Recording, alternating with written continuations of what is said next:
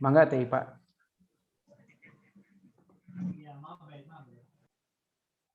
Ya.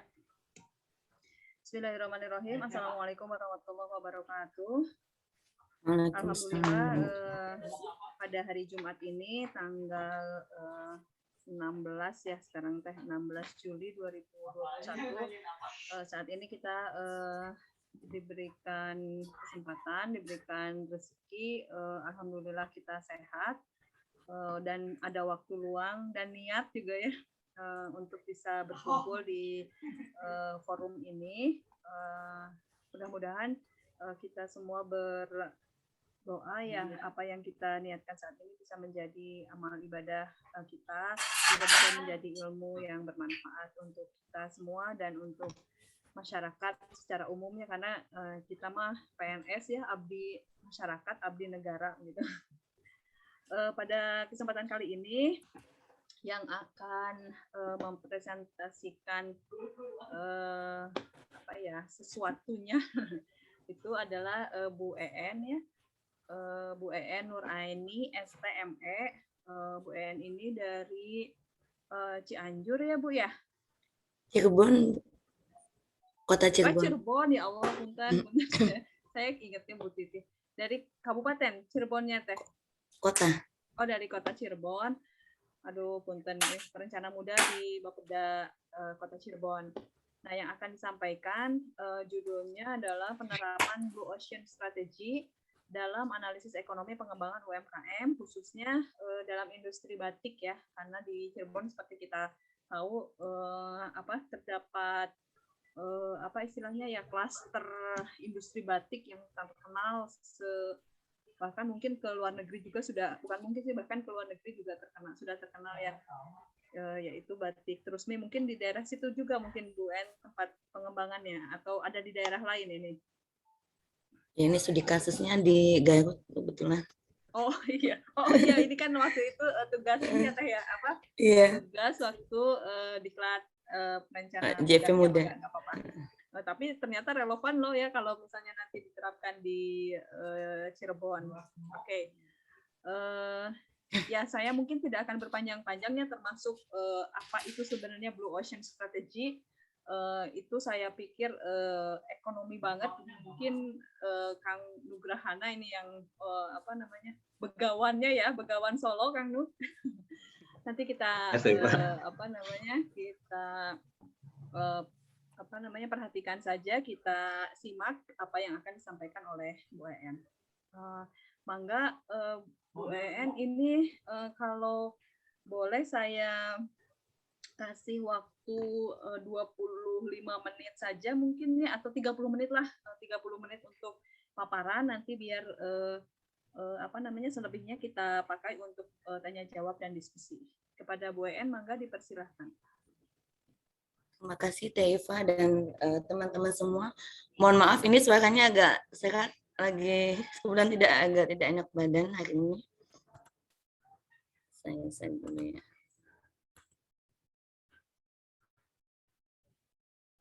Sudah terlihat ya?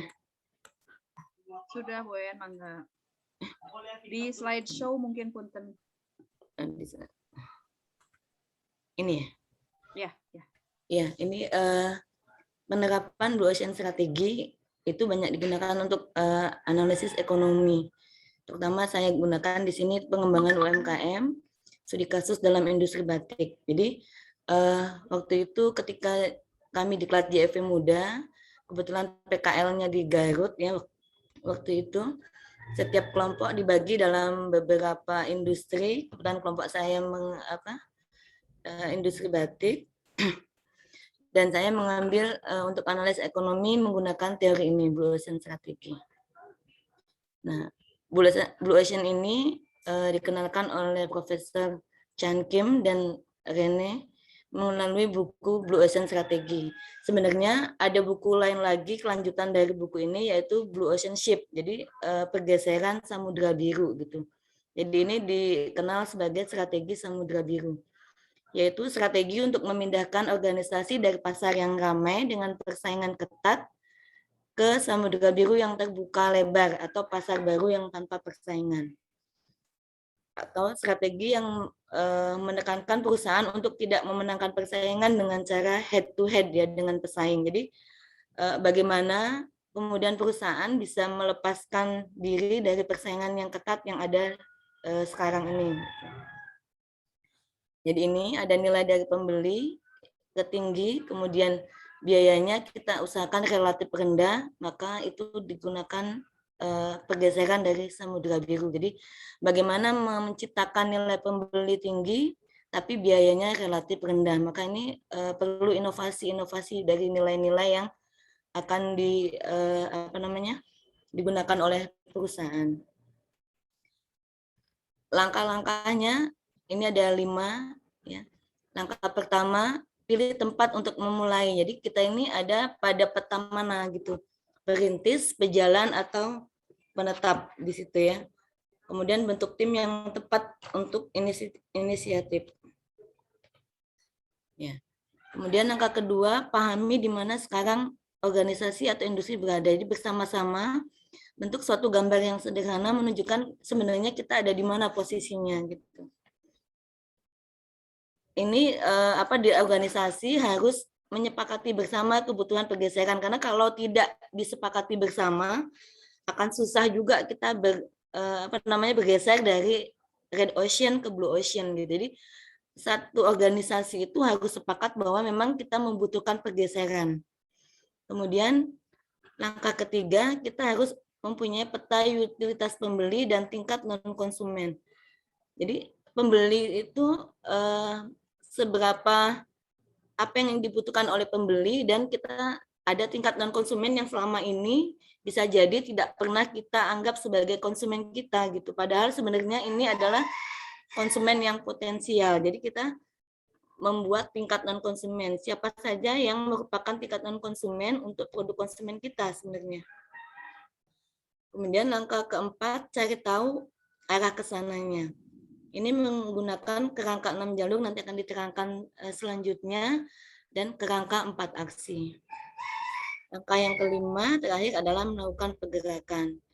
Jadi melakukan tes pasar kilat dan pertajam langkahnya, kemudian formalkan modelnya, kemudian luncurkan langkah organisasinya. Jadi dari langkah pertama sampai dengan langkah terakhir ini harus ada tim yang solid sebenarnya, baik di pemerintahan, di industri, karena beberapa negara juga telah melakukan pergeseran Samudra Biru ini pada level pemerintahan ya. Kalau di buku yang saya baca, contohnya di Malaysia gitu. Di Malaysia itu ada namanya CRP ya, Community Rehabilitation Program. Jadi bagaimana program rehabilitasi untuk narapidana gitu. Itu menggunakan Blue Ocean. Nah, ini jalurnya. Lihat industri alternatif gitu ya. Jadi yang pertama lihat industri alternatifnya. Kemudian jalur yang kedua, lihat berbagai kelompok strategis dalam industri kita. Jadi sebenarnya ada kelompok-kelompok strategis gitu ya. Kemudian yang ketiga, lihatlah melampaui rangkaian pembeli dan definisikan kembali kelompok pembeli industri. Kemudian jalur keempat, penawaran produk dan jasa pelengkap, karena kadang kita terpaku pada produk dari yang akan dibuat, tapi kita tidak kurang memperhitungkan sebenarnya ada produk lain atau jasa pelengkap untuk produk yang akan diproduksi, terutama ini untuk UMKM. Kemudian pikirkan kembali orientasi fungsional, emosional industri, kemudian ikuti dalam membentuk tren luar seiring waktu. Yang tadi itu bisa diterjemahkan seperti ini ya. Jadi ketika melihat industri alternatif, itu merekonstruksi batasan-batasan pasar. Jadi selama ini kita ada di red ocean, yaitu pasar yang head to head, jadi yang persaingannya banyak untuk produk yang sama. Maka kita akan merekonstruksi kembali batasan-batasan pasar yang ada. Kemudian ketika kita melihat berbagai kelompok strategis, itu fokusnya pada gambaran besar, jadi bukan pada angka-angka. Kemudian, nah ini rangkaian pembeli dan mendefinisikan kembali kelompok pembeli industri. Jadi yang tadi yang non konsumen tadi, menggeser fokus ke kelompok yang selama ini diabaikan oleh industri gitu. Nanti kita akan lihat contohnya pada studi kasus ya. Sebenarnya ada kelompok-kelompok yang mungkin selama ini diabaikan oleh industri yang ada gitu. Kemudian melakukan penawaran produk dan jasa pelengkap untuk melakukan strategi yang tepat dan menggeser orientasi ya. Ketika orientasi fungsional ini orientasinya apa gitu. Yang terakhir adalah membentuk tren ruang mengintegrasikan eksekusi dalam strategi. Nah, ini bedanya Red Ocean dengan Blue Ocean. Jadi kalau Red Ocean itu fokus kepada pesaing. Jadi kita fokus kepada pesaing karena sama-sama konsumennya sama gitu ya. Pada ini yang sama. Kemudian fokus pada posisi kompetitif organisasi dalam satu kelompok strategis. Kalau Blue Ocean itu melihat industri alternatif, jadi tidak fokus pada pesaingnya. Ini banyak sekali di industri-industri besar juga melihat industri alternatif. Gitu. Kemudian melihat berbagai kelompok strategis dalam organisasi jenis atau sasaran organisasi. Nah, ini fokus untuk melayani kelompok pembeli lama. Kalau ini chain of buyers dan mendefinisikan kembali kelompok pembelinya. Jadi ada rentetan dari buyernya. Jadi mau yang mana yang kita akan fokus gitu ya. Ini memaksimalkan nilai penawaran produk atau jasa. Kemudian kalau Blue Ocean melihat solusi total yang dicari pembeli. Jadi yang menambah atau mengurangi nilai penawaran. Ini meningkatkan performa harga karena ini tadi Red Ocean ya. Jadi bersaing pada produknya sama, hampir sama, kemudian konsumennya sama gitu, pangsa pasarnya sama, sehingga dia meningkatkan performa harga. Kalau ini memberikan kembali orientasinya apa. Nah, ini kerangka 4 aksi, eliminate, reduce, raise, dan create. Kurangi, apa yang harus dikurangi sampai di bawah standar industri. Jadi ketika kita melakukan kerangka 4 aksi ini, faktor apa yang harus dikurangi sebenarnya? Tapi masih bisa diterima oleh industri, meskipun di sini ada di bawah standar industri yang sekarang berada. Kemudian ciptakan faktor apa yang tidak pernah ditawarkan oleh industri namun harus diciptakan. Kemudian naikkan faktor apa yang harus dinaikkan sampai di atas standar industri. Dan hapuskan faktor apa yang dianggap wajar oleh industri namun harus dihapuskan. Ini kesempatan Samudra Biru itu seperti ini. Nah, ini sedikit saja untuk pola preferensi pasar tadi ya, yang kita harus mendefinisikan ini batasan-batasan pasar. Sebenarnya banyak sekali ya, mungkin Pak Nugraha atau yang lain yang bidangnya ekonomi lebih paham lagi. Di sini misalnya homogen, di semua konsumen memiliki preferensi yang sama. Tapi juga ada preferensi yang tersebar. Konsumen mungkin tersebar di seluruh bidang, menunjukkan bahwa preferensi konsumen sangat beragam. Atau preferensi kelompok, ya. Preferensinya berbeda-beda. Ada yang menarik semua kelompok, ada mengambil segmen pasar yang terbesar, atau kita mengembang beberapa merek dan masing-masing diposisikan di segmen yang berbeda-beda. Ini maksudnya jika dalam satu industri. Jadi sebenarnya pasar kemana yang akan dibidik itu banyak sekali di teori tentang pasar gitu ya. Mas saya tidak tampilkan semua, ini hanya sedikit yang ditampilkan di sini. Saya langsung masuk ke contoh. Ini contohnya waktu itu industri batik Garutan. Ini tugas PKL di Klub Perencana Muda ya, saya cantumkan di sini. Tadi sih saya minta yang orang Bapeda Garutnya untuk ikut juga, nggak tahu udah join apa belum ya, supaya barangkali ada masukan juga terhadap tulisan ini. Jadi di Jawa Barat ini industri batik tersebar di 27 pada kabupaten kota. Jadi hampir semua kabupaten kota memiliki batik gitu. Nah, industri batik Garutan ini tahun 1967 sampai 1985 ini ada sekitar 126 unit usaha sampai dengan 1985. Tapi pada saat penelitian jumlah industrinya hanya tinggal 14 gitu. Dengan luas wilayah yang sangat besar, ini 14 ini cukup sedikit ya. Tenaga kerjanya juga hanya 275 orang. Kemudian pada tentang RT/RW sebenarnya kawasan budidaya batik skala industri kecil dan mikro itu tersebar pada seluruh kecamatan di Kabupaten Garut. Waktu itu metodologinya kualitatif ya, pengumpulan datanya sekunder dan primer. Teknik pengumpulan datanya untuk primer kami wawancara langsung dengan informan dan FGD, dengan pemilik industri batik, karyawan industri batik, serta pegawai OPD terkait. Sekundernya ya RT/RW, RPJMD, dan Rensa SKPD, termasuk dengan di media online yang dimiliki oleh kabupaten. Nah, fakta khususnya dari wawancara kami itu ada 3 kelompok yang bisa kami kelompokkan ya. Industri pertama lama usahanya lebih dari 20 tahun, kemudian 10 sampai 20 tahun, dan yang C kurang dari 10 tahun.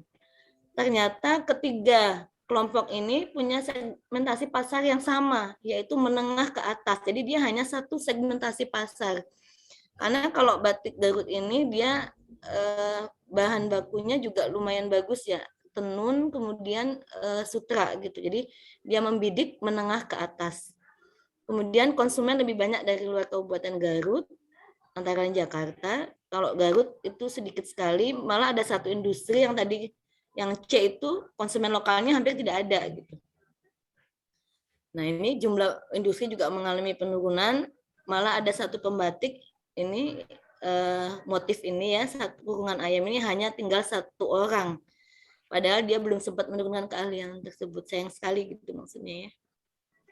Nah, pengembangan UMKM batik Garutan ini masih terfragmentasi dan terbatas. Jadi ini karena kami waktu itu satu kelompok terdiri dari 5 orang ya.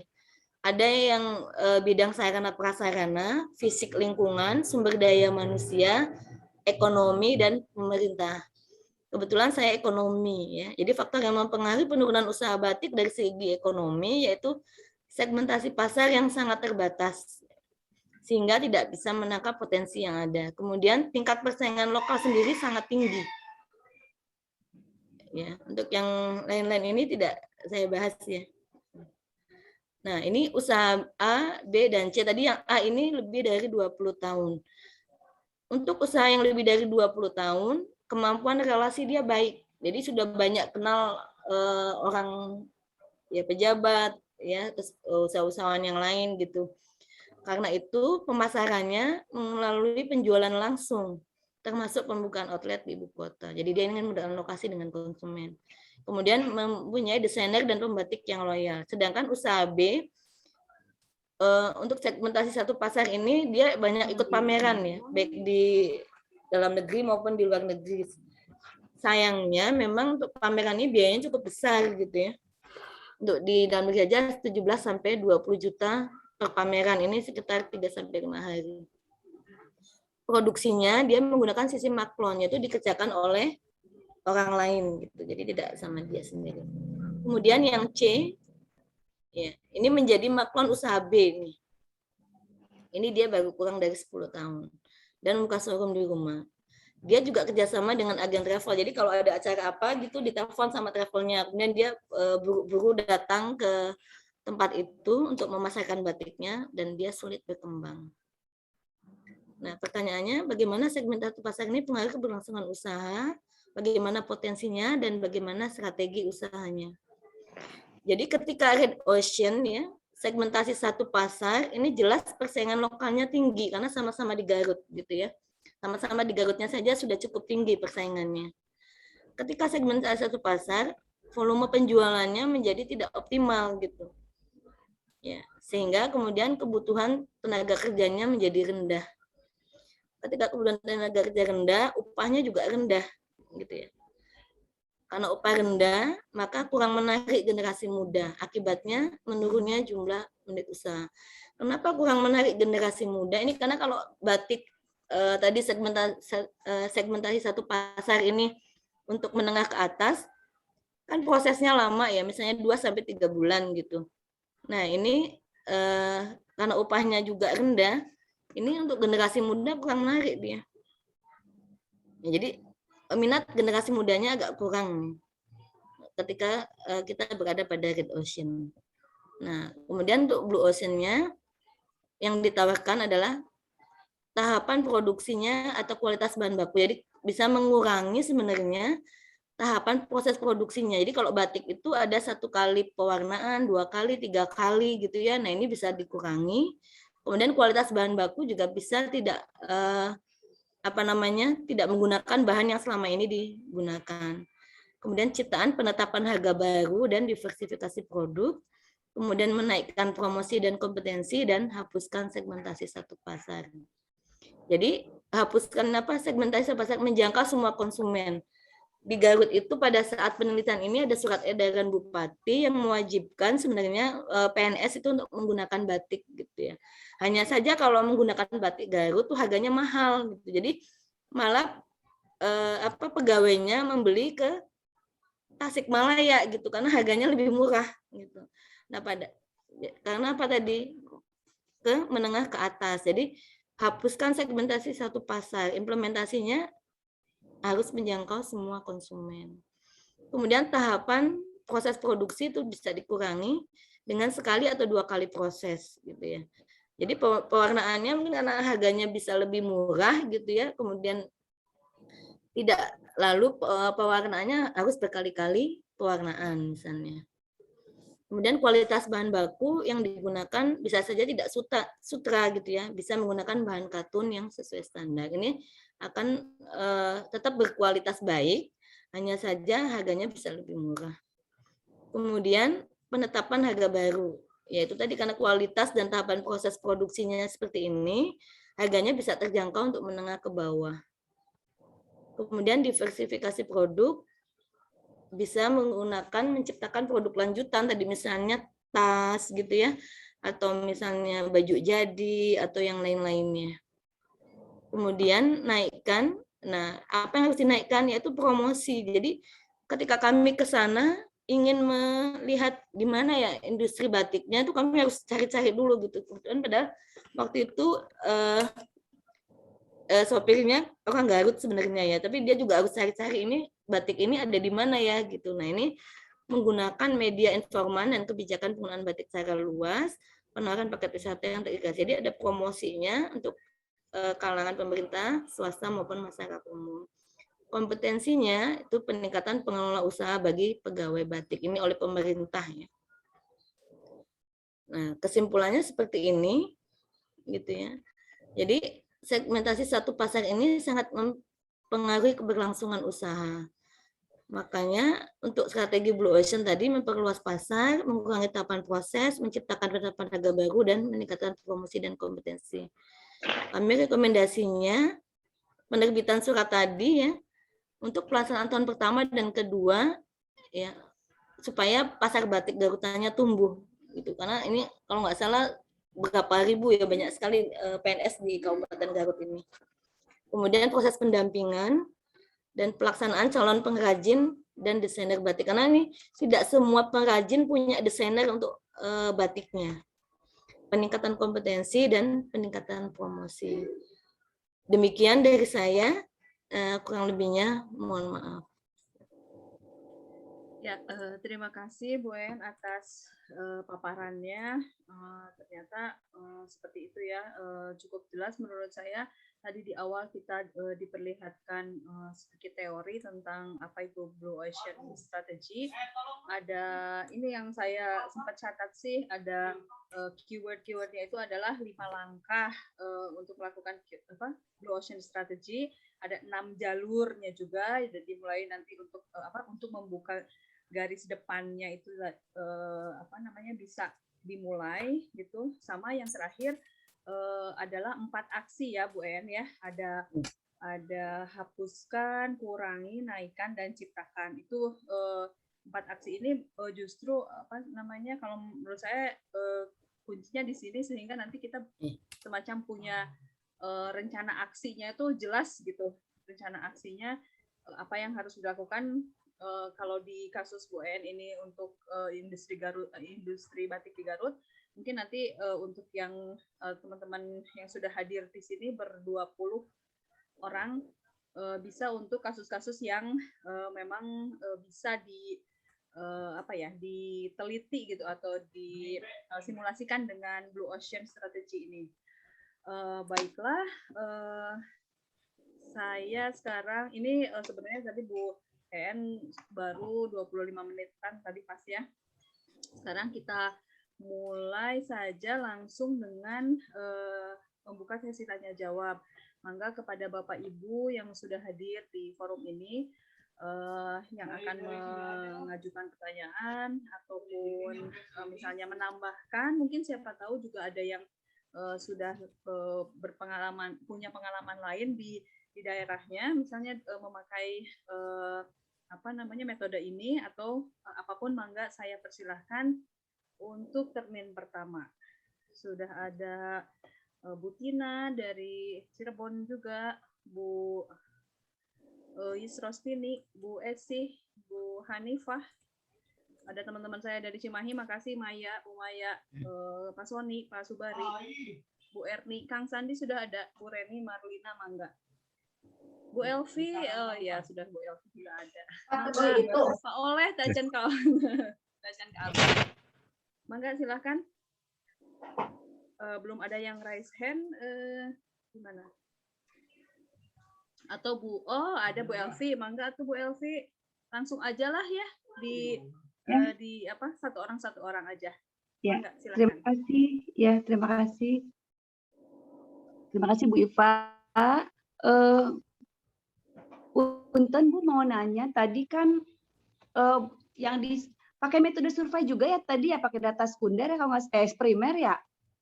Iya Bu, Itu pakai data primer. tadi kalau tidak salah tinggal 100 berapa ya tadi saya tadi slide itu tinggal sedikit lagi 100 berapa ya, 27 apa ya? Tinggal kalau dulunya 126 Bu, kemudian tinggal 14. Oh, tinggal 14. Berarti 14 itu disurvei semua ya, diwawancara semua begitu? Atau gimana kelompoknya? Iya, kalau 14 itu kami dapat data dari Disperindak Bu, kebetulan. Kalau nggak salah di websitenya, tapi yang kami wawancara tadi ada 3 tadi, yaitu yang sudah lebih dari 20 tahun, itu kami wawancara karena udah lumayan maju gitu ya. Kemudian yang berkembang tadi 10-20 tahun, dan yang baru tumbuh tadi yang kurang dari 10 tahun. Jadi tiga industri itu kami wawancara. 3 kategori itu, tapi masing-masing jumlahnya berapa tuh Teh? Waktu di wawancara, maksudnya untuk memastikan bahwa apakah maksudnya perwakilan dari masing-masing itu berapa industri yang diwawancara? Waktu itu cuma satu kami kemudian kami datang juga sih ke industri batik yang lain, cuma tidak ada pemiliknya gitu. Nah, jadi kalau di Garut itu nggak seperti di Cirebon ya. Kalau di Cirebon kadang terkumpul di satu kawasan, kalau di Garut tuh jauh-jauh gitu. Yang kami wawancara itu pekerjanya dan pemiliknya. Oh ya, tapi masing-masing grade itu satu gitu ya Teh ya? Iya, yang cuma diwawancara. satu. Iya, cuma satu. Ya, terima kasih ya Teh. Iya, sama-sama.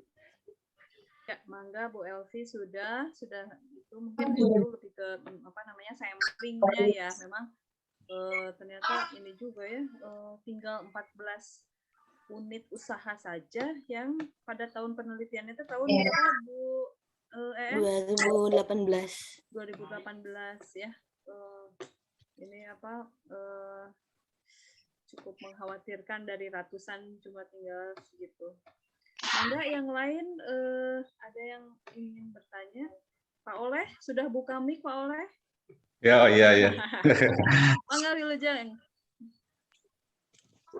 Terima kasih Bu Iva.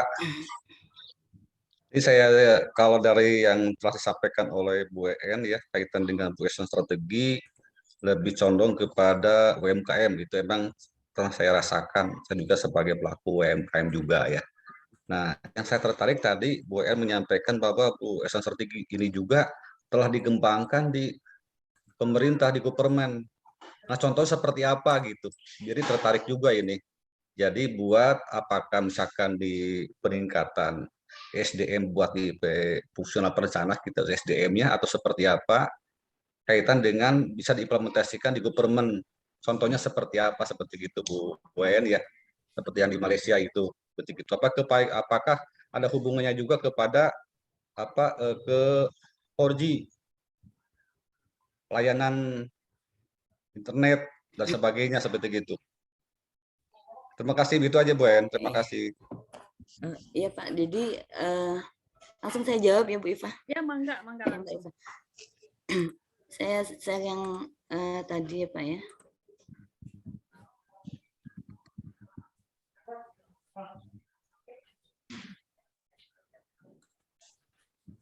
Jadi kalau di sini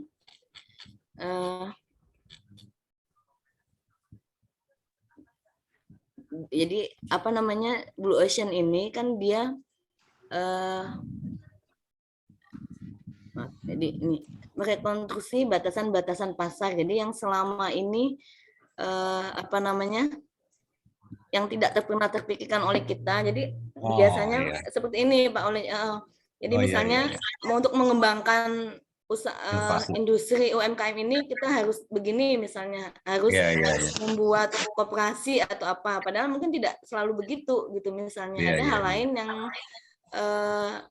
apa namanya bisa difungsikan. Contohnya waktu itu saya pernah mengikuti ini ya, apa namanya, Zoom meeting juga dari ITB tentang bagaimana selama pandemi ini ternyata industri yang berbasis komunitas lah yang masih cukup bertahan. Jadi ini kan nggak pernah terpikirkan tuh.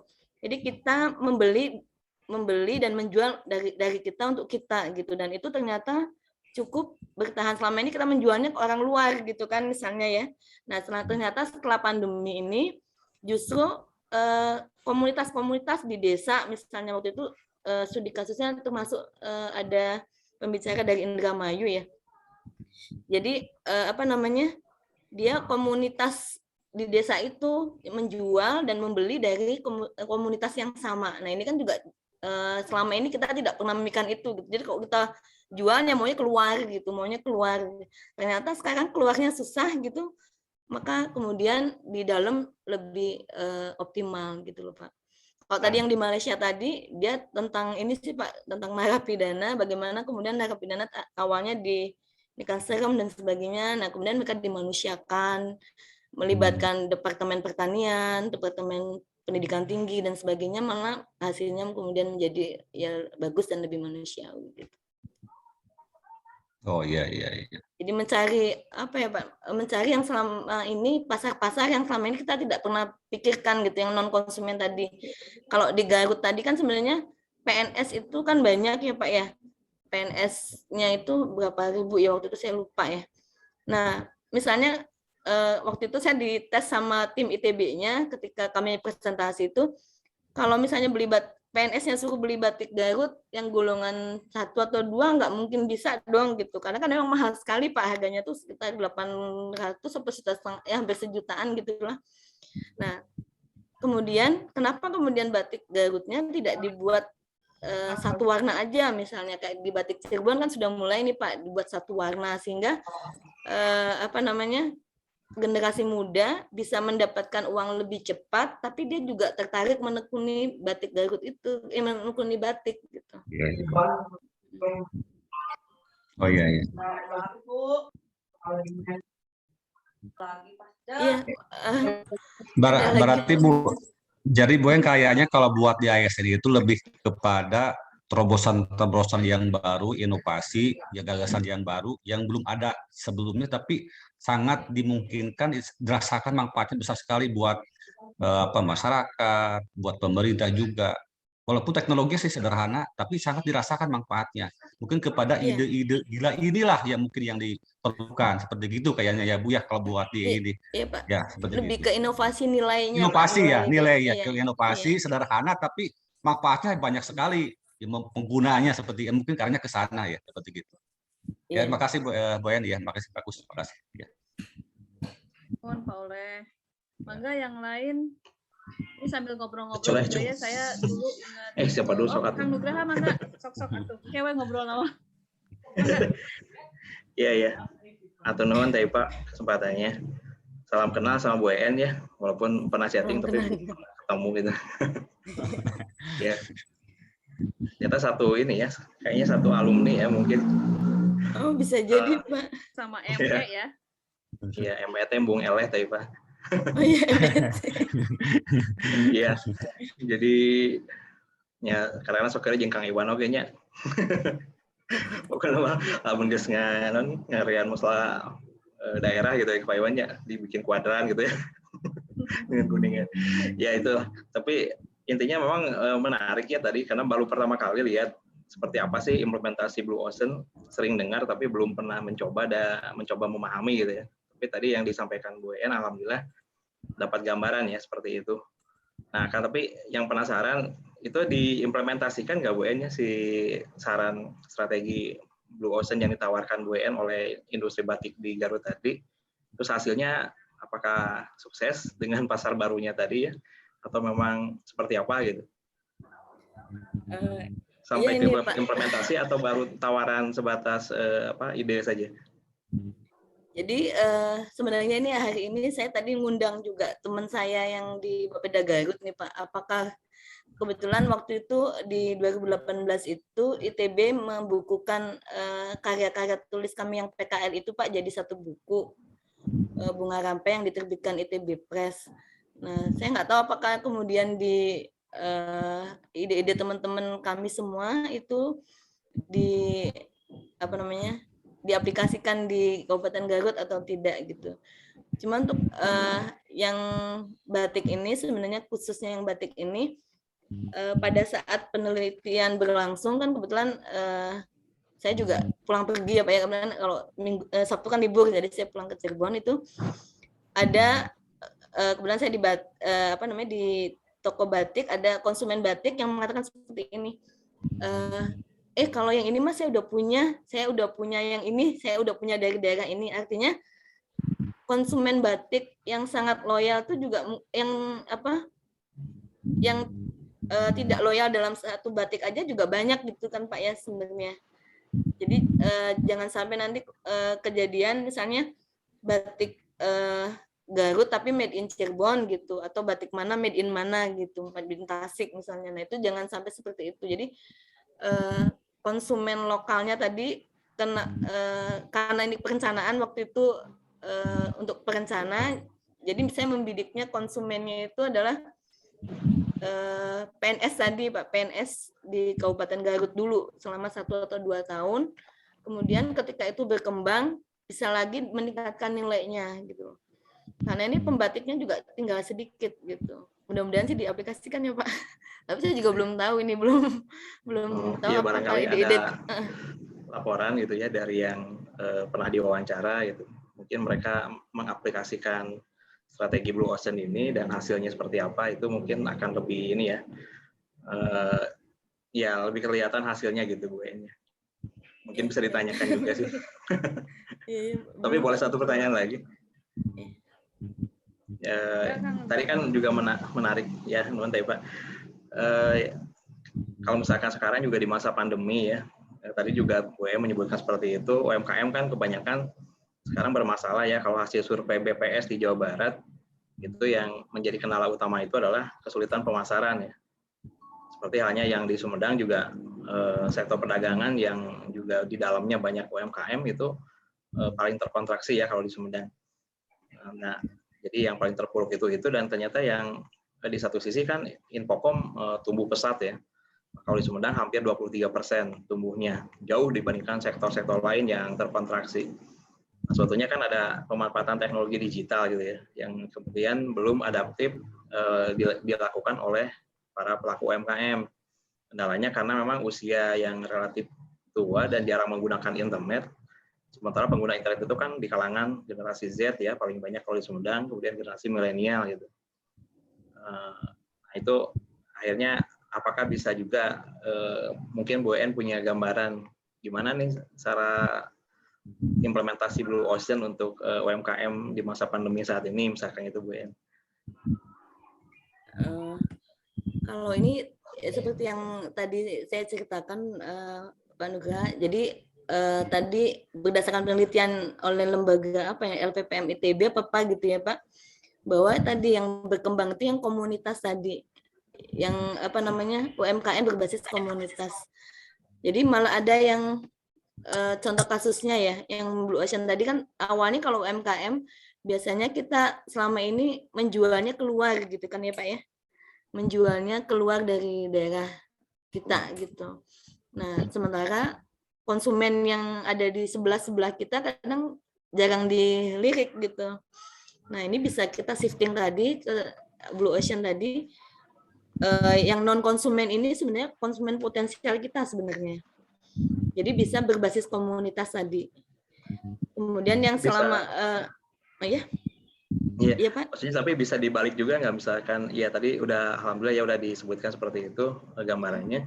Maksudnya gini, UMKM di sini kesulitan pemasaran karena justru konsumen di dalamnya sendiri ya, yang biasanya lokal yang membeli itu kan dibatasi ya, misalkan geraknya, mobilitasnya terbatasi, akhirnya omset mereka berkurang gitu karena memang intensitas pertemuan konsumen dengan UMKM-nya menjadi terbatas gitu ya. Banyak kan gitu nih kalau yang pelaku UMKM konvensional gitu ya. Nah kalau yang Bu En kan tadi yang temuan ITB itu kebalikannya ya. Jadi mereka menyasar konsumen yang ada di komunitas mereka sendiri, yang mungkin selama ini mereka justru fokus keluar gitu. Nah kalau yang kemudian kondisinya kebalik, misalkan bisa juga ya sebetulnya dicoba, yang awalnya memanfaatkan pasar lokal gitu, tapi kemudian karena pandemi dia mencoba beralih ke pasar yang memanfaatkan teknologi digital, misalkan online gitu ya. Nah itu juga bisa dibuat seperti itu ya. Bisa Pak, dan saya termasuk yang apa namanya lumayan ini, jadi tugas kita pemerintah gitu ya Pak ya, menjembatani bagaimana kemudian UMKM yang tadi tidak melek digital dan sebagainya, misalnya dia mau masuk ke aplikasi apa namanya jual beli yang online itu dia tidak bisa. Saya pernah melihat pernah juga melihat kayak jual beli online itu, tapi yang membuat adalah pemerintah, itu ada di salah satu kabupaten di Jawa Timur. Nah itu juga bisa dikenalkan. Atau misalnya di websitenya pemerintah yang ada, misalnya di Dekis gitu ya Pak ya. Jadi ada kalau Jawa Barat ada Borongdong ya. Ya misalnya seperti itu, atau di Sumedang sendiri kalau nggak salah Pak Nugraha yang kemarin yang peta-peta itu ya Pak ya, yang peta apa ke Excel itu yang waktu PSC. Ya itu Pak Kang Iwan ya yang ininya itu PDRB. Jadi mulai apa bisa mulai dari situ, ketika apa namanya kita membuat peta-peta dari kelurahan atau apa, kita sisipkan juga bahwa di kelurahan ini ada UMKM ini ABCD gitu. Jadi orang tahu ini produknya apa, pemiliknya siapa misalnya gitu, foto produknya. Jadi ketika diklik sudah, kemudian saya nggak cukup pandai Pak ya untuk yang seperti itu, tapi bisa dimulai dari hal-hal yang seperti itu. Jadi yang selama ini yang tadi non konsumen tadi bisa kita petakan gitu Pak. Bisa dibalik seperti itu Pak Nugraha. Oke, terima kasih Bu En masukannya. Mangga tadi Pak. Terima kasih Kang Nugraha. Terus sudah. Oh iya, ini ada yang ngacung dari tadi, Kang Hadi Sumedang juga nih. Wah ini mah selalu berurutan nih. Kalau Kang Nugraha muncul, Kang Hadi muncul apa enggak? Iya, bismillahirrahmanirrahim. Assalamualaikum warahmatullahi wabarakatuh. Nuhun ini tadi Pak kesempatannya ya. Juga Bu En ya. Salam kenal juga. Saya yang kemarin nyebut jadi metode laut biru ya. Salah, harusnya samudra biru ya. Jadi lebih lega gitu laut ininya, strateginya dibanding laut gitu. Nah, cukup menarik ya tentang strategi ini gitu. Tadi disebutkan ada dalam strateginya kan ada beberapa cara ya. Kalau saya sebut variabel aja ya Bu ya. Seperti untuk menambah segmen, terus mengganti bahan baku dan lain sebagainya. Nah, pertanyaan saya, apakah variabel-variabel tersebut itu memang sudah baku dalam strategi Blue Ocean-nya, atau bisa merujuk kepada pendapat dari ahli yang lain ataupun teori yang lain gitu, seperti itu. bisa dipadukan juga dengan metode yang lain misalnya. Itu aja mungkin pertanyaan awal saya dulu. Terima kasih. Terima kasih Pak Hadi. Untuk yang tadi yang kerangka 4 aksi ya Pak ya.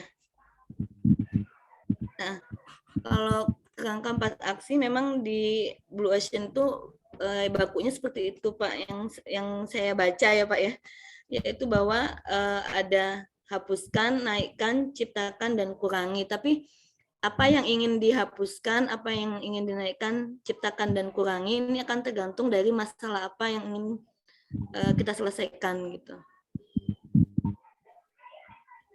Ya.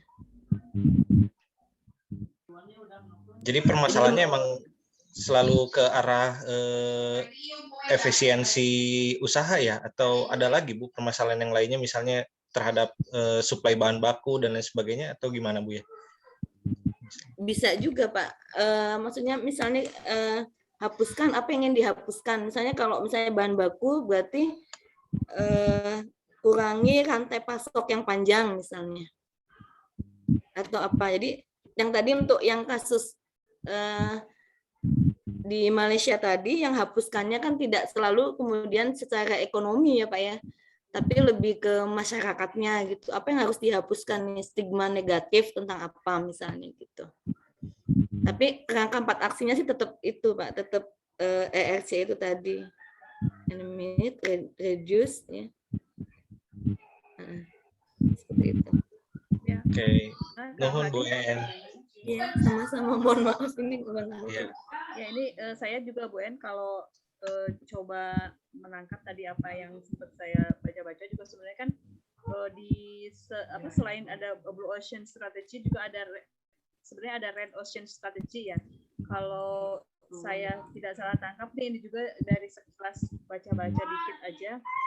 Jadi Blue Ocean Strategy itu seolah-olah mengkondisikan industri, terutama sih kalau misalnya memang sepertinya nantinya akan mengarah ke industri-industri yang belum punya daya saing yang kuat gitu ya, untuk bisa bertahan. Bagaimana caranya mereka bisa memaksimalkan 4 aksi itu sehingga mereka bisa survive gitu. Sedangkan kalau di Red Ocean Strategy itu kan lebih tadi mengemukakan mengunggulkan proses mekanisme pasar terbuka gitu ya. Jadi harga supply demand dan harga itu sangat terbuka gitu, sangat dipengaruhi oleh pasar. Nah, ketika sebuah industri atau usaha itu belum bisa survive di dengan Red Ocean Strategy, ya kemudian diciptakan Blue Ocean Strategy yang lebih istilahnya Bu En ya, lebih nyaman gitu, lebih bisa mempertahankan kelangsungan industri tersebut gitu. Kurang lebih seperti itulah yang saya tangkap sedikit ya Bu En, mudah-mudahan nggak salah nih Bu En. Iya, jadi ini Mbak Eva, jadi memang perpindahan dari Red Ocean ke Blue Ocean ini tadi dia ingin memenangkan, kalau dia tetap head to head tadi ya, misalnya di buku itu banyak yang contohnya sih sebenarnya. Misalnya dia awalnya membuat produk A gitu. Nah, produk A tuh banyak yang buat gitu ya. Sebenarnya dia juga pangsa pasarnya ada, tapi kalau dia mau tetap bertahan, dia merubah produk A, ininya sama ya, fungsinya sama, cuma inovasi nilainya lebih tinggi gitu misalnya. Jadi dia akan memenangkan persaingan lagi. Nanti kalau dia sudah muncul lagi Red Ocean, dia pindah lagi ke Blue Ocean lagi, terus seperti itu gitu. Jadi awalnya memang dia di Red Ocean, dan dia pindah ciptakan pasar baru ketika semua orang subuh lah ya gitu, sama gitu. Nanti dia akan geser lagi. Oke. Ya, mudah-mudahan Pak Hadi Ferdiansyah sudah cukup puas ya. Nanti kayaknya Kang Hadi mah bisa nanti lagi nih, baca-baca lagi. Biasanya diskusi sama Kang Nugraha. Selanjutnya ada Pak Hadi Hartono, Pak Hadi dari Kuningan. Mangga Pak, terus raise hand. Silakan. Terima kasih. Assalamualaikum warahmatullahi wabarakatuh. Alhamdulillah ya, saya bisa bergabung dengan orang-orang hebat gitu. Sehingga mungkin kayak yang kurung token gitu jadi terbuka lebar gitu wawasan tentang ekonomi, tentang segala macam gitu kan. Gitu. Ini menarik sekali bahasan siang hari ini. Kenapa? Karena ini kayaknya kasusnya sama dengan batik Kuningan nih ya Pak Iwan, Pak Oleh. Batik Kuningan mungkin ini kasusnya terbalik nih. Tadi seperti disampaikan Pak Nugraha, bagaimana kalau dengan kasus yang terbalik seperti ini. Jadi di Kuningan itu batik Kuningan ya, batik Kuningan itu tadi juga sama Bupati mengeluarkan kebijakan sehingga batik itu menjadi batik wajib bagi ASN, bagi PNS. Cuman jadi masalahnya jadi stigma yang mungkin kalau bisa dikatakan dalam tanda kutip itu jadi stigma yang kurang bagus gitu. Karena manakala untuk produk itu mau istilahnya dilebarkanlah sayapnya pemasaran. Jadi masyarakat di non PNS itu merasa risih atau enggan gitu kan ya untuk menggunakan batik itu gitu kan ya. Mungkin ini kebalikan dengan tadi dari Garut ya. Garut segmentasinya yang kelas menengah atas dulu gitu kan ya. Berhasil kan, sebelumnya berhasil kan gitu kan. Sudah punya pasar sendiri. Nah, manakala untuk melebarkan pasarnya gitu kan menyasar ke segmentasi mungkin yang di bawahnya seperti itu. Nah, mungkin yang ingin saya tanyakan juga untuk batik Garut ini apakah hanya batik tulis saja atau memang dengan ada batik cap atau yang lainnya gitu ya. Karena kan mungkin tadi untuk melebarkan kita istilahnya dari red ocean ke blue ocean untuk saya menarik untuk kasus Kuningan nih. Kan mungkin itu tadi mungkin harus untuk segmentasi yang menghilangkan dulu gitu, menghilangkan stigma yang tadi batik Kuningan adalah batik ASN dulu kan gitu kan ya. Itu mungkin strateginya seperti apa gitu kan, itu PR yang sangat besar kan gitu ya. Terus juga mungkin kemudian nanti mungkin ada diversifikasi produk. Tadi misalkan penggunaan kalau Kuningan mungkin kebalikan, penggunaan sutra, terus kemudian batik tulisnya yang lebih diperbanyak lagi, terus kemudian promosinya dan sebagainya. Mungkin itu Bu. Jadi nah kalau kasus-kasus seperti Kuningan gitu kan ya, yang segmentasi pasar yang menengah atau sebagian besar PNS lah sasarannya itu sudah mengena, cuman akhirnya jadi ada stigma yang kurang bagus yang melekat bahwa batik itu jadi batik ASN sehingga susah untuk dijual keluar.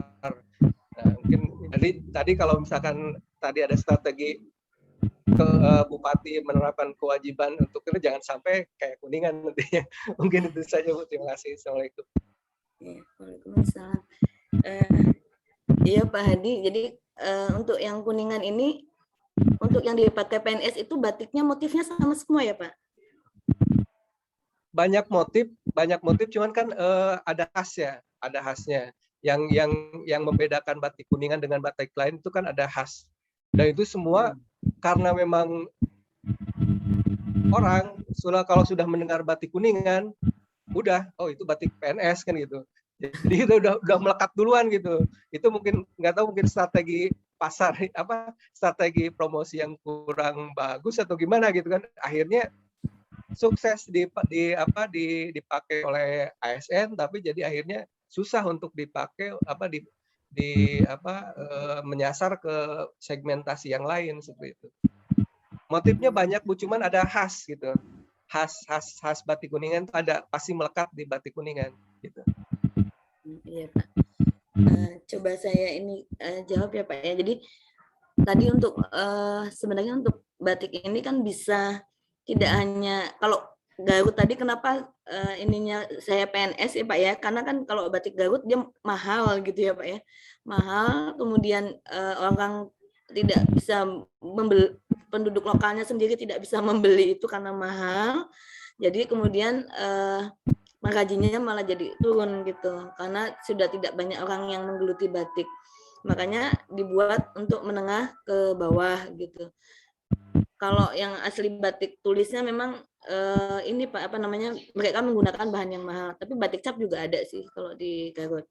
Nah, untuk yang kasus Kuningan mungkin bisa mulai dari, kalau boleh saran aja nih ya Pak ya, untuk Blue Ocean-nya barangkali bisa mulai dari pengusaha-pengusaha di Kuningan misalnya. Gitu ya. Kuningan kan banyak tuh ya, banyak hotel-hotel ya. Banyak hotel-hotel yang orang kota Cirebon juga suka nginep di situ gitu misalnya. Nah, kemudian kalau ada pertemuan-pertemuan mungkin pakai batik Kuningan gitu. Jadi atau pegawai-pegawai hotelnya atau yang lainnya tempat wisata bisa pakai batik Kuningan atau ikon Kuningan. Siapa orang yang dianggap bahwa dia merupakan ikon orang Kuningan gitu. Nah, dia selalu misalnya pakai batik Kuningan. Misalnya seperti itu ya Pak ya. Misalnya seperti itu. Ini dibalik Pak, dibalik dengan yang di Garut tadi. Saya kalau di Garut tuh yang usaha A tuh dia ngomongnya kayak gini, itu bapak itu pakai batik kami loh, bapak ini dia sebut begitu ya. Tapi sebenarnya bapak yang tadi disebut juga mungkin dia pakai batik yang dari daerah lain juga kan, suatu waktu nggak dari Kuningan aja. Nah, ini bisa di Kuningan bisa barangkali bisa dibalik, Blue Ocean-nya justru menyasar market yang selama ini tidak menjadi konsumen gitu, yang non konsumen, yang dianggap non konsumen. Jadi bisa dimulai dari ya itu tadi, bisa pengusahanya dulu misalnya, atau nanti kalau pejabat-pejabat nanti dibilangnya batik ASN lagi gitu ya Pak ya. Jadi mungkin bisa melalui ini pengusaha atau yang lain-lainnya gitu loh Pak. Barangkali itu Pak, untuk yang lain barangkali bisa menambahkan. Ya, gimana Pak Hadi? Terima kasih, Sudah Bu. terjawab atau sudah terbayang nanti kira-kira Kuningan gimana punya strategi lain? Ini saya Ya, juga terima kasih, dengar Bu. itu ya Pak Hadi, jadi sempat berpikir juga ini teman-teman Cimahi, jangan-jangan kita juga batik Cimahi teh juga image-nya malah bergeser juga menjadi batik PNS ya, karena kalau bukan PNS kayaknya jarang juga kita nyari lihat orang biasa pakai batik Cimahi ya, Bu Maya, Pak Sony, gimana kira-kira ini jangan-jangan kita senasib ternyata dengan Kuningan, tapi kita tidak merasa ya nggak kerasa gitu, ternyata itu mengalami pergeseran, dan pengrajin batiknya pun masih bisa dihitung dengan satu tangan kalau di Cimahi Mah ya. Ya mangga itu mah siapa nambahin? Oh mangga. Aku lupa. Oh Teh Helvi, mangga Teh Helvi. Menarik, ini saya menarik sekali. Ini pengalaman saya. Dulu saya pernah bukan diperbatikan ya, kebetulan pernah jadi membinangi di promosi informasinya Provinsi Lampung. Sebelum saya di Depok, saya banyak bergelut di ciri khas daerah lah gitu. Saya cerita sedikit tentang saya 7 tahun itu sejak CPNS sampai PNS itu di Provinsi Lampung. Kala itu Provinsi Lampung itu hanya ini, saya memberikan gambaran aja Pak, bahwa kita nggak ada yang namanya sesuatu tuh, maksudnya kayaknya nggak ada ciri khas ya saya gitu. Mungkin ini hanya sharing pengalaman bahwa dulu kami ada gubernur yang sekarang jadi duta besar di Kroasia, Pak Sahrudin ZP. Beliau 10 tahun di Provinsi Lampung, dimulai dari era Pak SBY itu 2004 sampai dengan 2000, pokoknya dua periode. Sebelumnya itu Provinsi Lampung, kalau mungkin sudah pernah ada yang ke Lampung, teteh-teteh, bapak-bapak sebelumnya gitu, itu tidak ada ciri khas sama sekali. Seluruh atribut Lampung itu seperti tertutup saja gitu dengan Jawa, lebih cenderung ke Jawa, karena memang mohon maaf sebelumnya memang sejarah Lampung itu hanya satu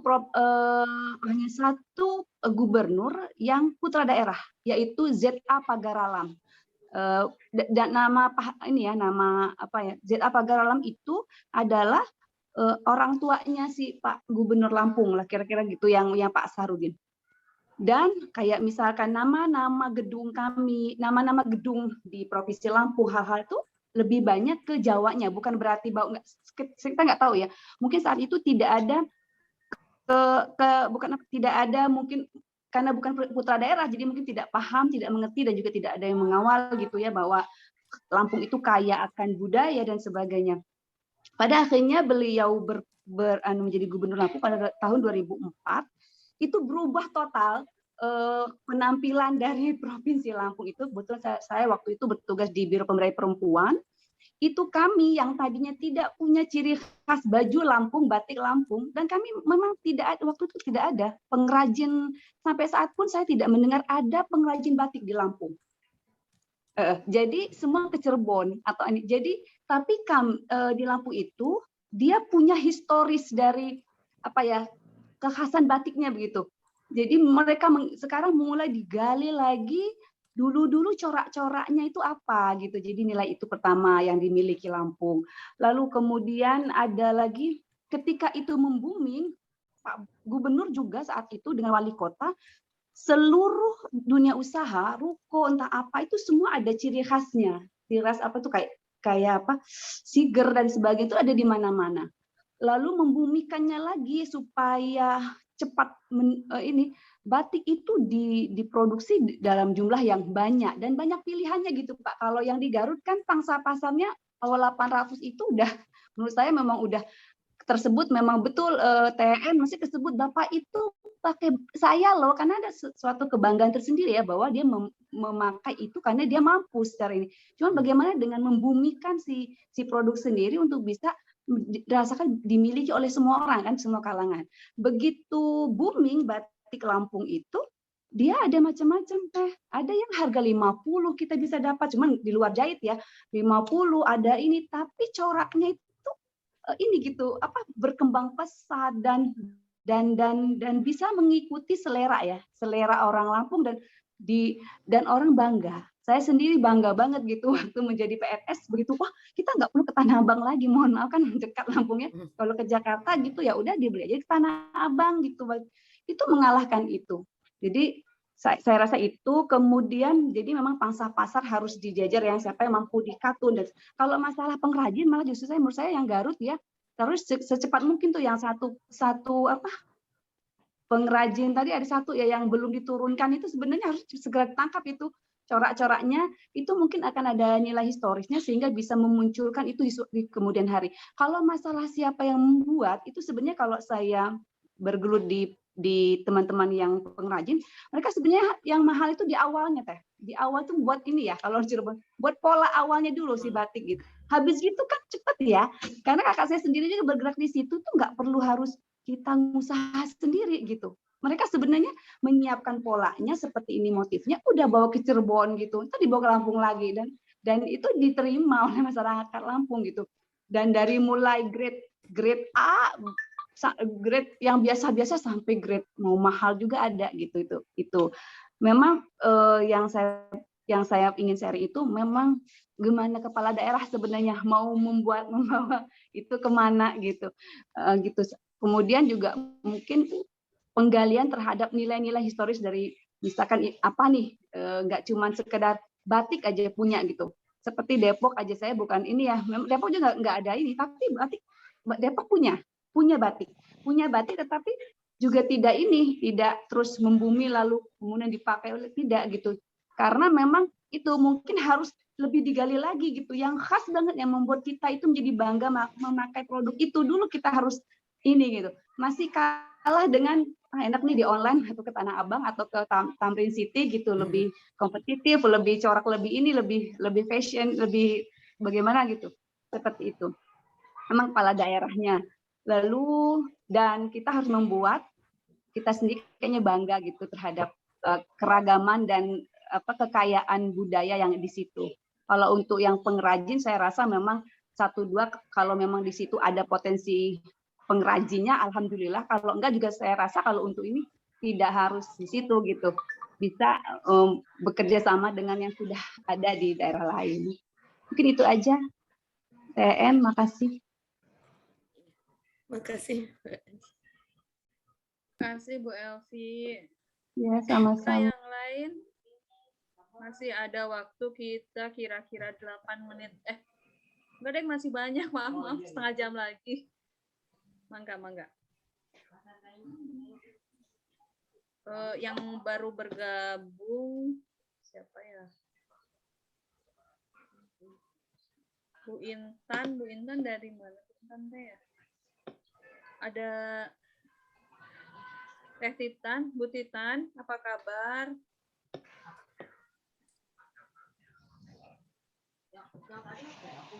Enggak, oh ya, ini sambil ngobrol-ngobrol lagi ya. Tadi saya juga yang mau cerita apa dongeng sedikit. Saya dulu waktu kecil sempat ya dari bahwa batik Garut itu kan ya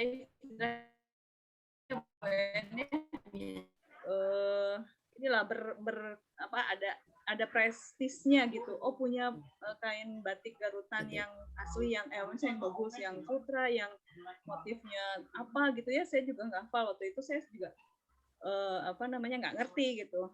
Terus ya mungkin seiring berjalannya waktu ada yang apa industrinya ada yang bertahan, ada yang juga kemudian karena tidak ada penerus tadi ya Bu En ya, jadi akhirnya hilang. Mungkin beberapa motif yang dulu berjaya begitu menjadi simbol prestis tadi yang saya bilang istilahnya begitu, sekarang mungkin udah jarang karena pertama nggak ada yang produksi, kedua juga yang belinya jarang juga, jadi udah nggak kelihatan gitu. Bisa jadi seperti itu mungkin ya apa namanya pergeserannya. Itu makanya apa strategi Samudra Biru ini juga saya tangkap sih salah satunya untuk bisa mempertahankan industri, ya sebuah industri itu bisa bertahan hidup gitu, bisa melanjutkan apa namanya mekanisme pasarnya sendiri gitu. Ya itu sih ngobrol-ngobrol aja. Mungkin di Cirebon juga nanti Bu En bisa ini apa diinikan. Tapi kalau Cirebon mah masih bertahan ya, masih banyak karena memang itu tadi ya kelebihannya mungkin klasternya itu juga saling menunjang ya antar UMKM pelaku usaha batik di Cirebon tuh. Ya, jadi kalau di Cirebon tuh memang ada batik dari mulai yang murah sampai yang mahal tuh Teh Eva ada. Kayak misalnya tadi yang saya sebutkan satu warna gitu kan, hanya misalnya kain putih batiknya hitam aja gitu, itu satu warna. Nah itu kan relatif lebih lebih mudah membuatnya, murah, sehingga ketika anak-anak muda itu belajar membatik juga mereka senang aja kan, karena tidak butuh proses yang lama, mereka sudah bisa dapat uangnya gitu awalnya kan seperti itu. Tapi kalau misalnya batiknya yang warnanya banyak gitu, yang harus 2 bulan 3 bulan untuk apa namanya batik tulis yang lama gitu, nah itu juga mungkin untuk anak-anak muda kan tidak langsung bisa sampai batik yang tadi yang apa namanya yang rumit gitu. Nah di Garut itu batiknya memang ya gitu, batik tulisnya memang agak untuk proses pewarnaan yang lama ini. Jadi ketika anak-anak, sebenarnya ada teman saya yang ke pemberdayaan ya untuk batik, tapi dia untuk pemberdayaan tadi yang di Fisbon tadi kan ada pemberdayaan. Nah itu tuh kenapa kok mereka nggak mau ditanya kan kenapa nggak mau membatik gitu, karena ya itu upahnya kecil dan lama gitu. Nah Blue Ocean ini sebenarnya untuk tadi mempertahankan supaya batik yang di sana itu dikerjakan oleh orang sana gitu, karena potensinya kan sebenarnya besar ya. Waktu itu kami ke sana 2018 itu beberapa kecamatan juga baru dinyatakan tidak terbelakang gitu Mbak Eva. Jadi sebenarnya potensi untuk usaha itu kan banyak gitu ya, usahanya kan banyak sebenarnya. Nah, bagaimana kemudian pangsa pasar yang selama ini tidak pernah kita ambil sebenarnya gitu, itu bisa juga untuk apa namanya pemberdayaan masyarakat di sekitarnya. Sebenarnya lebih ke arah ke situ. Jadi kalau tadi Teh Elvi yang di Depok tadi misalnya desainnya dikirim ke Cirebon, kemudian batiknya dikirim lagi ke daerahnya, ke Lampung ya tadi tuh.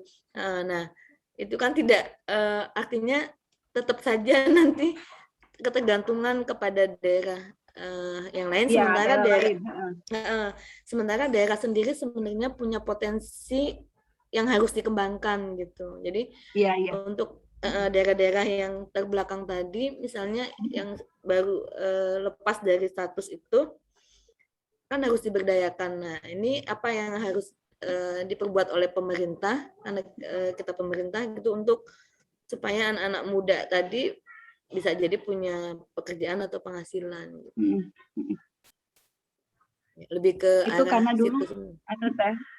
dulu Lampung tuh belum ada gitu, memang dari dulunya. Kalau ini kan sebenarnya potensi banget ya, udah ada historisnya si Garutan, Iya. udah gitu ada pengrajinnya pula, ada yang khas, nggak bisa maksudnya diaku sama orang lain gitu, nggak bisa. Iya. Lampung ini teh potensinya banyak waktu itu. Pokoknya kita ya memang kalau namanya gajah, siger itu kan nggak mungkin diduplikasi orang lain. Itu punya saya tuh nggak mungkin, itu punya Lampung. Cuma saat itu memang nggak ada teh. Jadi waktu itu ya sih udah gerak cepat dan mudah-mudahan sih, kalau saya udah nggak lama, udah 2012 saya pindah ke Depok itu, saya masih belum dengar ada pembatik gitu, masih sampai saat ini, karena mungkin juga secara jarak ya teh dari itu ke Cirebon nggak lama, cuma bukan berarti terus nggak berkembang teh, berkembang juga gitu showroomnya. Jadi mungkin nilai tambahnya juga Cirebon juga dapat, yang sini jadi dari dagang perantaranya lah ya gitu. Iya. Ya mudah-mudahan sih mungkin sekarang sudah ada kali yang bisa membuat gitu. Atau produk lain ya, produk sampingnya itu kemudian ya akhirnya sekarang kalau ke Lampung ya, mungkin ada yang pernah ke Lampung, jauh banget perkembangan Lampung itu dari yang dulu yang nggak ada ciri khas. Lalu kemudian nama-nama gedung, kalau dulu kan pelantikan di pendopo gitu ya, nama-nama yang Jawa ya, kalau memang dari dulu kan historinya Jawa terus ya, Pujono Pranyoto, nama-nama gubernur kita gitu. Begitu berganti sama putra daerah, ada kesempatan untuk itu dan luar biasa perkembangannya gitu. Semua orang merasa memiliki dan merasa bangga menggunakan, walaupun memang tidak bisa ini ya teh, maksudnya tidak bisa sempurna gitu, nilai tambahnya dirasakan dari mulai bahan baku dan sebagainya di situ nggak begitu. Ya, memang beda daerah kan beda kasus ya, Bu Elvi ya. Jadi tadi Blue Ocean-nya tadi menurut masalahnya gitu, masalahnya apa, kemudian Blue Ocean-nya apa gitu. Iya. Ya, cukup menarik juga obrolannya. Ini ada yang sebenarnya ada yang mengarahnya jadi lebih ke batiknya juga, ngobrol-ngobrol batik juga ternyata menarik juga ya. Nanti sebenarnya kita balik lagi ke Blue Ocean juga sebenarnya mungkin nanti bisa bukan mungkin sih, sangat bisa diterapkan di berbagai di industri lain ya Bu En ya. Mungkin nanti di daerah tertentu yang perlu penajaman gitu, bergeser dari Red Ocean ke Blue Ocean, mungkin bisa memakai metode ini. Mangga Bapak Ibu, sebenarnya waktu kita masih ada 29 menit lagi. Mangga Bu Reni, mangga. Punten ya, sinyalnya nggak. Oh iya, mangga, nggak apa-apa. Jadi nggak on. Ya, saya menarik sekali ya dengan judul temanya juga tentang penerapan Blue Ocean strategi dalam dalam analisis ekonomi pengembangan UMKM. Sangat apresiasi sekali nih ini Ibu En ya dari Cirebon. Ya, aduh, saya senang sekali nih. Ini saya baru ikutan ini. Oh, iya. Bu Reni boleh kalau gitu Bu Reni juga memperkenalkan diri dulu, dari mana Bu Reni? Saya Reni Marlina dari Bapeda Provinsi Jawa Barat. Oh iya. Untuk tinggal sih, ya mangga. Ini saya nyoba-nyoba tadi pas lihat di perencanaan Jabar, nyoba-nyoba ikut gitu. Ya mangga Bu Reni. Sangat ini bagus sekali ini acara ini. Saya baru ikutan. Saya hanya menambahkan aja ini dengan tema ini, penerapan ini ya, karena batik ini ya merupakan salah satu sektor yang mampu beradaptasi ya dan berinovasi. Ini hanya menambahkan aja ya teh, yang berinovasi di tengah pandemi ini ya, di tengah pandemi COVID-19 ini, sehingga dapat bertahan gitu ya, sangat bertahan bahkan mendukung pemulihan ekonomi ya, pemulihan ekonomi nasional. Di mana batik ini saya juga banyak sekali nih batik-batik beli gitu, dia dari Garut, dari mana, dari Jogja gitu, dari Cirebon, sering ini. Ya bagus juga ini, sangat berinovasi itu, beradaptasi dan berinovasi dalam masa pandemi ini. Saya hanya menambahkan itu aja, Teh Iva. Terima kasih. Nuhun. Assalamualaikum. Sami-sami Bu Reni, mangga. Ya. Bu En mau ditanggapi? Iva, Titan dari Indramayu. Bu Titan, mangga. Punten tahu menyalakan video ya, sedang di rumah. Iya, terima kasih Bu En dari Bapeda Kota Cirebon. Sangat menarik ya, karena memang Indramayu juga punya industri batik yang memang secara historis sebetulnya batik Indramayu itu tidak terlepas juga dari kultur masyarakat di Indramayu ya. Jadi para laki-lakinya itu bekerja sebagai nelayan, ibu-ibunya di rumah membuat batik gitu. Jadi motif-motifnya juga memang motif-motif ikan atau tumbuhan-tumbuhan di pesisir pantai gitu. Nah, awalnya seperti itu. Kemudian tadi seperti juga kabupaten kota lain diangkat gitu ya, motif-motif itu menjadi batik PNS sama gitu ya.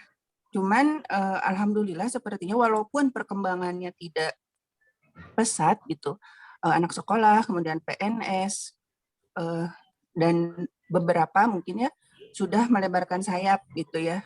Walaupun saya tidak melihat pemerintah daerah terlalu signifikan dalam membantu para pengrajin batik ini gitu, karena ya banyak hal lah ya. Tetapi batik-batik Indramayu ini karena tadi secara historis begitu sudah lama gitu ya, banyak sekali motif-motifnya yang sudah dipatenkan gitu, karena memang khas Indramayu. Ya itulah dengan mendengarkan tadi paparan dari UEN itu, ya sebetulnya kita memiliki banyak potensi itu, tapi selama ini memang tidak pernah, apalagi sama pemerintah daerah, dipikirkan bagaimana pemasarannya dengan strategi yang lain gitu. Jadi kita ya kelihatannya ya teman-teman UMKM itu yang sudah lakukan itu mendaftarkan motif gitu ya, menjadi di Kemenhum HAM itu gitu ya, yang baru lakukan itu seperti itu. Gitu. Kalau pemasaran paling pameran gitu ya. Jadi ya kelihatannya juga industrinya itu tidak terlalu pesat gitu, tidak menyerap banyak tenaga kerja. Dan satu hal tantangannya kita adalah karena mungkin untuk yang cap itu nggak masalah ya, tetapi untuk yang tulis itu kita yang saya tahu gitu ya, jadi isu daerah itu adalah kita nggak punya regenerasi gitu untuk melanjutkan ibu-ibu istri nelayan yang selama ini yang mungkin bertahun-tahun ke belakang menjalani sebagai pengrajin batik tulis gitu. Ini sebuah perenungan mungkin ya buat saya sendiri, bahwa memang kita harus mencari strategi lain gitu dari yang sudah ada, karena sayang banget Indramayu itu dari sisi motif, dari sisi warna, dari sisi arti gitu ya, motifnya juga punya arti. gimana sebenarnya bagus gitu kalau misalnya itu bisa disosialisasikan bahwa motif ini tuh sebenarnya apa gitu, ada story di balik itu, sebetulnya itu bisa jadi bahan promosi juga gitu. Makasih banyak nih Bu En. Itu aja Teh Iva. Iya, sama-sama Bu. Oh ya, ini ada sebenarnya kan kami itu yang tadi di batik kan berlima ya. Ada yang pemberdayaan, sarana prasarana, kemudian pengolahan limbah, IT, sosial gitu. Nah, di pemberdayaan itu sebenarnya ada rekomendasi yang misalnya ada lomba gitu ya Bu Titan, barangkali bisa diaplikasikan. Kalau nggak salah sih ada misalnya lomba batik di Indramayu gitu, atau lomba remaja berpakaian batik, atau lomba desain batik gitu Pak Hadi juga tadi ya, misalnya lomba desain batik gitu. Nah ini untuk pemberdayaannya supaya batik itu minat generasi muda terhadap membatik itu bisa meningkat seperti itu gitu ya. Kok di Cirebon sendiri ada SMK yang memang dia membatik gitu. Di Kabupaten Cirebon itu SMK-nya jurusannya batik.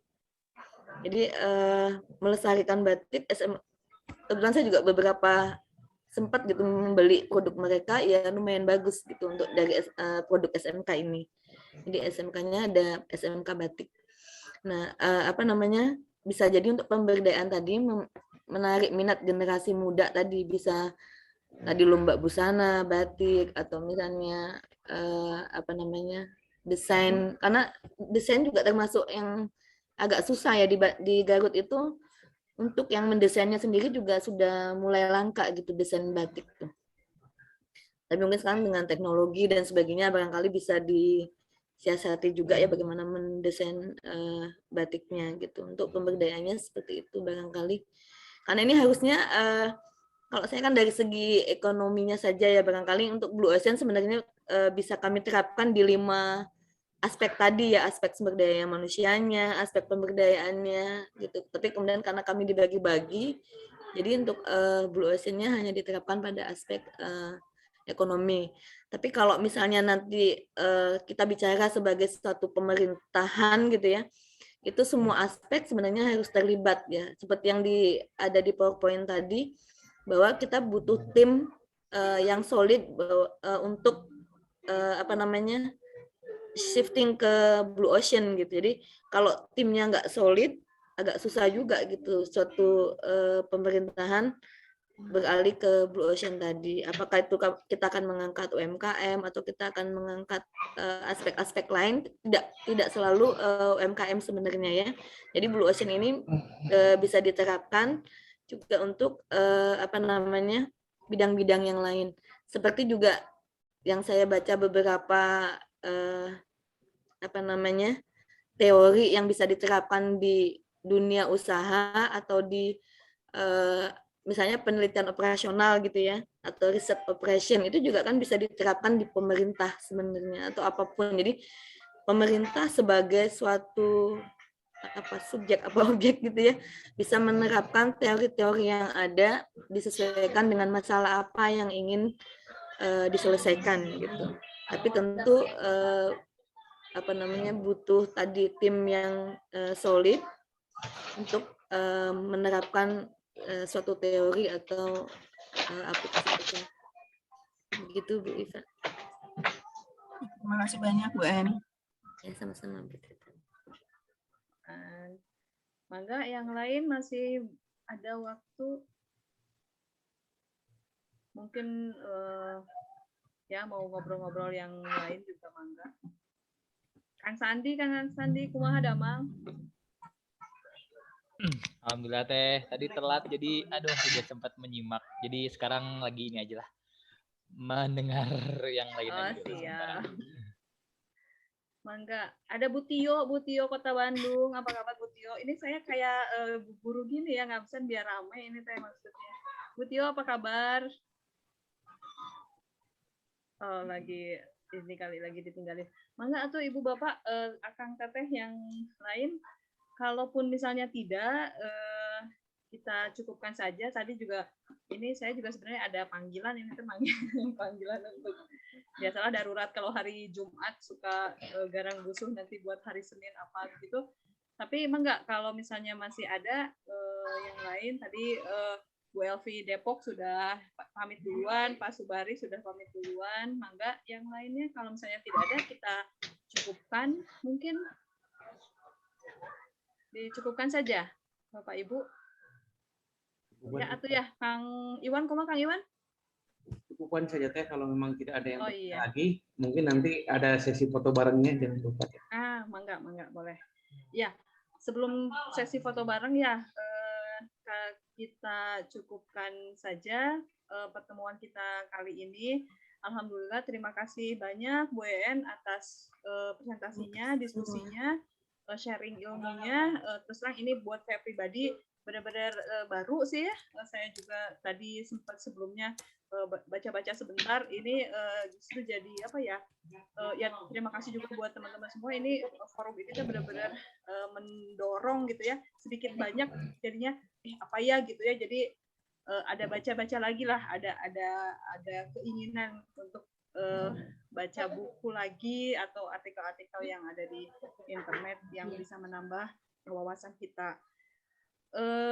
Buat teman-teman yang lain yang tidak bisa saya sebutkan satu-satu nih, walaupun kelihatan sebenarnya namanya, tapi hatur nuhun sudah berpartisipasi di acara ini.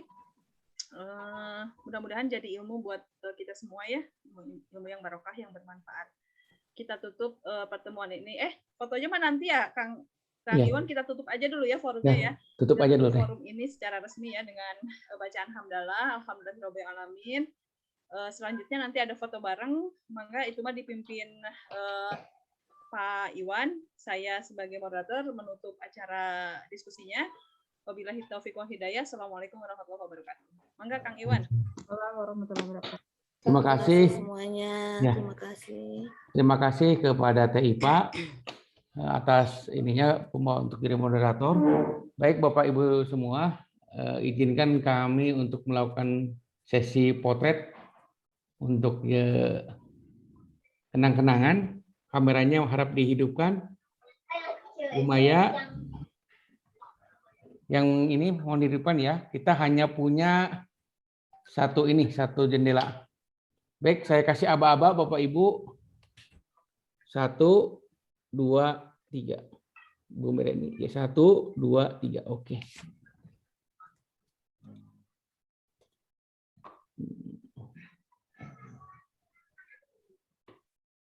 Bapak Ibu semuanya, nanti fotonya saya posting di WA Group Planner Study Club. Mungkin acara hari ini kita akhiri cukup sekian. Jangan lupa Jumat depan, sebagaimana kebiasaan adat istiadat PSC, Bu En siap jadi moderator ya Bu En. Jadi moderator, kemudian narasumbernya insya Allah Bu Titi. Bu Titi akan membawakan materi yang memang menarik terkait dengan aspek metodologi. Mungkin Bapak Ibu semua, terima kasih. Acara hari ini bisa kita akhiri. Kurang lebihnya mohon maaf. Wabillahi taufiq wal hidayah. Wassalamualaikum warahmatullahi wabarakatuh. Hatur nuhun Bu En, hatur nuhun. Salam sehat selalu, salam sehat selalu. Amin. Masukan dari mangga. Assalamualaikum. Izin live ya. Ya, mangga. Assalamualaikum. Salam.